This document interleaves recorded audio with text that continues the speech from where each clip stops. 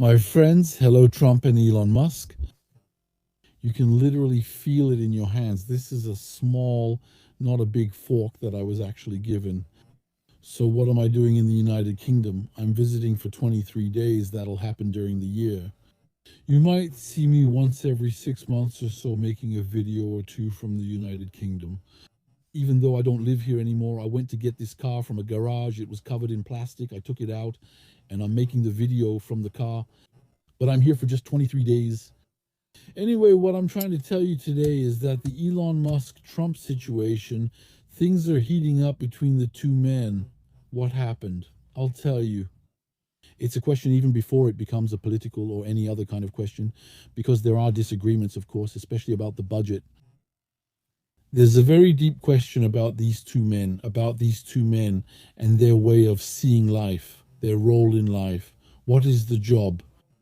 Elon Musk, what is his job? Elon Musk, his job is CEO. He's a company CEO.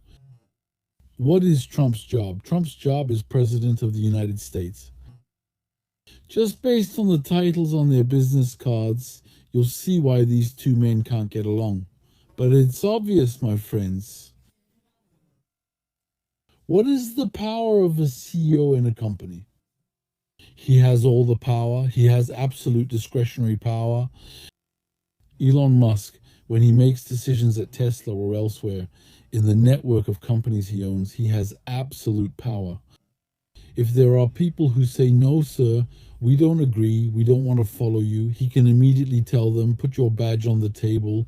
He calls security, they're fired, they're out, it's over. Within 5 minutes, they're out, as if they had never worked for that company. All right, that's how it works in a company. Because a company is not a democracy. A company is a fundamentally totalitarian system. The President of the United States doesn't have as much power as a CEO in a company because the President of the United States has to do something in politics called compromise. He can't do everything. He is not a kind of king of the United States with broad and absolute power. If he wants to get something passed, for example, a budget, he has to find a compromise. Why? Because if there are people from his own representatives, senators, group leaders, etc., who can be either Republicans or Democrats from the other party. Because, yes, the Democratic Party lost the elections, but it continues to exist politically. So if these people come to him and say, this budget, if you pass it, we'll hold it up, we'll block it, and we'll bring the whole thing down. He can't tell them, okay, I'm placing you under arrest, or else, okay, I'm taking away your elected positions, and that's it, you're nothing at all. Get lost. No, he can't do that. He doesn't have the power that a CEO has. The power is given to them by the people, so he has to work with them. And sometimes that requires mental flexibility so that he might be able to achieve 110% of his goal, but he sacrifices 30% of the goal. There's no choice. That's life, real life. The problem of, and also look at the judges too. There's also the courts. Several decisions. Judges have great power in the United States. So they can block decisions, and you have these stories all the time. Trump made a decision, a judge, and they have a lot of them. A judge blocked it, and then you have to go to court against him. You have to, and it's wasted time in a term that's very short, in a 4-year term. So if in a 4-year term you spend 70% of your time litigating in court left and right, you haven't done anything. Elon Musk, from his perspective as CEO, has a more absolutist view of political decisions, and in particular the budget, because he oversaw the Doge. It's a department whose goal was to make cuts, and he did make them. It didn't at first, well, it was popular when he found some things, some outrageous positions, waste of public money and all that. But later on he started targeting federal jobs.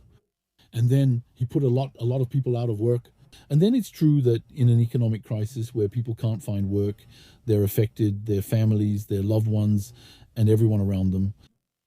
People are starting to talk. So now it's something that hasn't made Trump popular. So Elon Musk today, with his attitude, is acting like the Greta Thunberg of the budget. It means he has an absolutist vision. And for him, it's either this absolutist vision, either you're with him or you're a traitor. Let me tell you a story. I was reading someone's book who specializes in turning people. He turns agents, he creates double agents. He infiltrates political leaders and others into the enemy camp. And he infiltrates them to turn them so that they work for him. And actually, he said there are two main categories of people who turn. There's a category that works for money, who turn for the cash. These are people who he has a mistress, he has debts, he has an insatiable appetite for money. You pay him, he sells you information. And then there's the other one, the idealist. The idealist is the one who helps you because he believes in you, because he's disgusted by his system, because he sees it up close. And he believes that the adversary is the opposite of his own system, where he lives. And he tells himself that the adversary represents great ideals, great principles, and so on. Well, that one works for free. That's the advantage. He works for free. On the other hand, he is very dangerous. Someone who works for money isn't a threat as long as you pay him and he gives you information. He doesn't care about good or bad. That's not his concern. On the other hand, the one who idealizes you is extremely dangerous, because the day he's disappointed by you, he turns against you, and he does it in a really nasty way. What did Elon Musk do? Elon Musk, he has started attacking Trump, but personal attacks. Pretty quickly he was saying, yes, I don't understand how he can pass a budget that includes an increase in spending.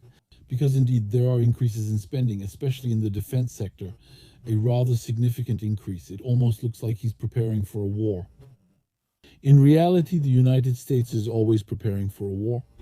It's just a kind of tax they have to pay to the ogre, which is the military-industrial complex. Either they give it money or they sacrifice their children, usually both, right? And so Mr. Elon Musk gets angry, right? He sees it as a betrayal. He doesn't want to understand to work with others too. He has to find a compromise. So he throws things out. Personally, he'll go as far as to say that Trump is on Epstein's passenger list. Okay, but that's been known for a long time already. It's not new information. That means he's been supporting him since August of last year, knowing this information. How is it that today, when he has a disagreement about the budget, he suddenly remembers that he's on the Epstein lists? By the way, just between us, the Epstein clients, who haven't even been prosecuted, are actually more protected than anything else, including by the current administration, which released documents that are censored, like the Biden administration. These documents are extremely censored. So they're protecting these people. But the question I ask myself is, as far as I know, these clients didn't take a vow of chastity. That means Epstein is dead. But who is supplying him today? Who is supplying that? Me, I'm supplying that today. He's not talking to the supplier. Me, years ago, fine. Okay, but who is supplying today? That's the problem. In any case, Elon Musk is starting to make personal attacks against Trump. Yes, he took the plane. Yes, Trump took it this time. Yes.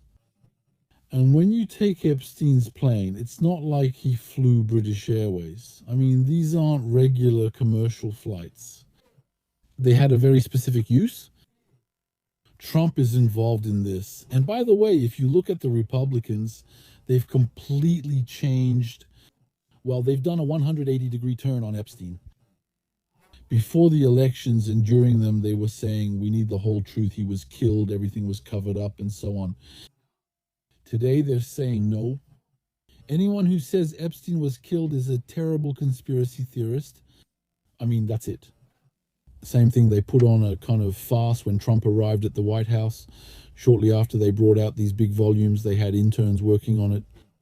They took big volumes like that with papers they bound together. Then they said, here you go, we're releasing the Epstein files. Total transparency. No, those Epstein files were completely censored, blacked out, black everywhere. They didn't reveal anything at all. They didn't make anything public at all. And today, Elon Musk is attacking over that. But Elon Musk is like a believer who has been disappointed. He's a believer, the guy who believed but was hurt and disappointed. He gave 200, literally a third of a trillion for the campaign. For Trump's campaign, he gave almost 300 million. He lost a lot of clients because the eco hipster class he was targeting with his marketing, even though there are other people. But mainly it's that urban class, the one with money, that's very sensitive to climate and environmental issues, who wants a clean car and all that. He lost them. We're starting to see Teslas with Elon Musk's name crossed out. So those ones, he lost them. Those were crossed out. Some dealerships were burned down. Okay. So he really lost a lot. And now he's starting to lose the pro Trump supporters. Okay. It's complete madness. But the reality is that the United States is starting to look more and more like an ungovernable country. This presidency and the United States in general are sinking into a circus, into a show. Okay. It's unfortunate, but that's how it is. That's the way it is. And it gives an absolutely, I'll let you think about how pathetic that makes it look. By the way, even Trump, if you look, he keeps changing his mind. One day he adds tariffs, the next he removes them. One day he says 20%, the next 10%. It's not possible to work like this. It's not possible. Because what does he want to achieve with these tariffs? He wants to bring industries back to the United States. That means he wants the industrialists to invest in the United States. But manufacturers need a long-term outlook to invest. They need vision and stability. An industry is not a startup. It's not two guys in an Airbnb with a computer. I mean, an industrial operation is a massive undertaking. It requires investments, it takes time, and it also takes time to become profitable. The return on investment in the industry is measured in years, sometimes even in decades. He decides and says, I'm imposing a tariff. An industrialist might think that if I invest in the United States, I will have a competitive advantage over my competitors who are outside the United States and will therefore be hit hard by the tariffs. And I will have X years during which I can really make money. But you can't think like that. Because there are tariffs today, but maybe in a week they won't be there anymore, or in a week they've been cut in half. And you end up having invested, while your competitors, who didn't invest at all and didn't bother, managed to produce abroad for less and bring it back to the United States without tariffs. Because we granted an exemption or made an exception or we lowered the tariffs, etc. I mean, there's no stability. It's all over the place. In any case, we'll see how it ends. Yesterday, Tesla's stock lost about 11% of its value. Today, it's slightly recovering at the opening, but we'll see. We'll see if it will retrace or not. In any case, as I was saying, it's really turning into a... Thank you, my friends, for watching this video. Don't get too used to the car because in 23 days, I'll be back in Dobell. See you very soon.